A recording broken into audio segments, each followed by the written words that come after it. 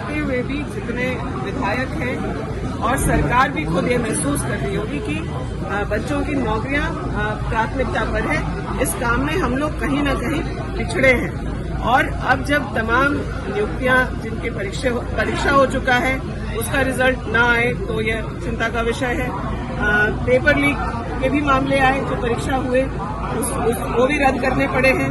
हम लोगों ने कानून तो बनाए, देखिए बहुत चीजें उलझी हुई थी, चीजों को ठीक करने में हम लोग को समय लगा, लेकिन अब तो मुझे लगता है कि जिस तरीके से बच्चों को आंदोलन होना पड़ रहा है, ये बहुत चिंताजनक बात है और उनकी जो भी मांगे हैं वो जायज हैं।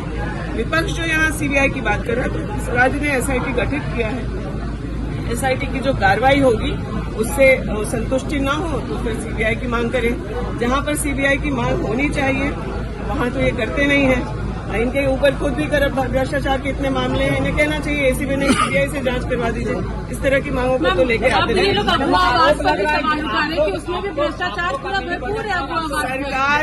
सरकार अबुआ आवास को लेकर कितनी सतर्क है और उसको कितना परफेक्शन से करने का प्रयास कर रही है आप लोगों को मालूम है। लेकिन मैं पहले भी बोलती रही हूँ कि जो सरकारी महकमा है वो कहीं ना कहीं सरकार को शर्मिंदा करने का काम करवाती रही है। सख्ती से वो आवास में जो सही में लाभुक हैं उनको मिले। जैसे बीपीएल की सूची भाजपा के समय में बनी थी वैसी सूची हम लोग नहीं चाहते हैं।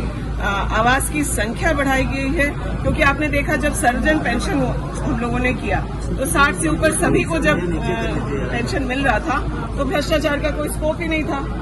आज अबुआ आवास की जो संख्या हम लोगों ने दी है उसके साथ साथ प्रधानमंत्री आवास भी हो जाता या फिर अगले वित्तीय वर्ष में जो हम लोग इसको बढ़ाने की तरफ अग्रसर हैं, जब पर्याप्त संख्या में आपके पास सुविधा होगी तो उसमें करप्शन के चांसेस कम हो जाते हैं।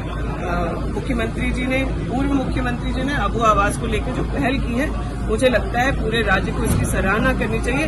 तो ठंड में प्लास्टिक के नीचे और टटिया के नीचे सोते हैं, उनकी क्या हालत होती है वो हम लोगों ने गाँव में महसूस किया है।